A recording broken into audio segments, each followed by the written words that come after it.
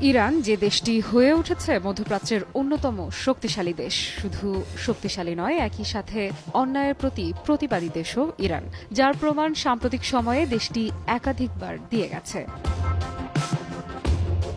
Iran পারমাণবিক শক্তি ব্যবহারের অধিকার থেকে এক চুলও সরবে না, এটি স্পষ্টভাবে জানিয়ে দিল দেশটির পররাষ্ট্র মন্ত্রণালয়ের মুখপাত্র ইসমাইল বাঘাই। তেহরানে এক সংবাদ সম্মেলনে তিনি বলেন, পারমাণবিক শক্তির শান্তিপূর্ণ ব্যবহারের অধিকার ইরানের একটি বৈধ অধিকার এবং এটি কোনোভাবেই বাতিল বা খর্ব করা যাবে না। তিনি বলেন, আমাদের অবস্থান নীতিগত এবং স্থির। শান্তিপূর্ণ পারমাণবিক শক্তি ও ইউরেনিয়াম সমৃদ্ধকরণ ইরানের অধিকার। ইরান পরমাণু নিরস্ত্রীকরণ চুক্তি এনপিটির সদস্য এবং এই চুক্তির আওতায় আমাদের অধিকার অস্বীকার করা চলবে না।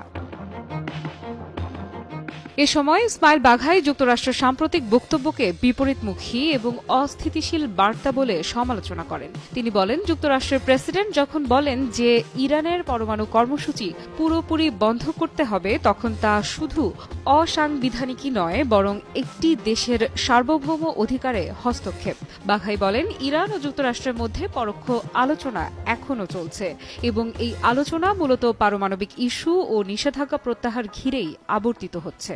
তবে তিনি হুঁশিয়ারি দেন, আলোচনার সময় যদি অপ্রাসঙ্গিক বা অতিরিক্ত দাবি তোলা হয়, তাহলে তা কোনোভাবেই আলোচনা এগিয়ে নিতে সাহায্য করবে না। মধ্যস্থতাকারী হিসেবে ওমানের ভূমিকা উল্লেখ করে তিনি বলেন, ওমান তাদের মতামত দেবে পরবর্তী দফার আলোচনার বিষয়ে।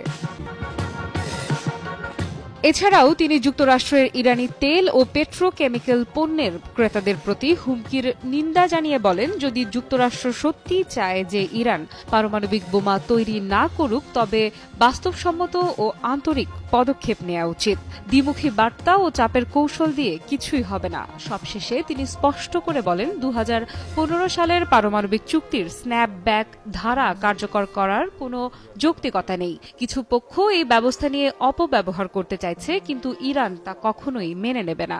এই বক্তব্যের মাধ্যমে ইরান একটি পরিষ্কার বার্তা দিয়েছে, তাদের পরমাণু শক্তি অর্জনের শান্তিপূর্ণ অধিকার আছে এবং এটি ছাড় দেওয়ার প্রশ্নই ওঠে না।